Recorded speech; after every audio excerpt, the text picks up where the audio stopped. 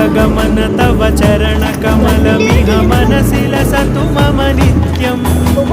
गरुडगमन तव चरणकमलमिह मनसि लसतु मम नित्यम् मनसि लसतु मम नित्यम् मम तापमपाकुरुदेव मम पापमपाकुरुदेव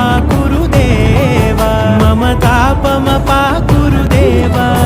मम पापमपाकुरुदेव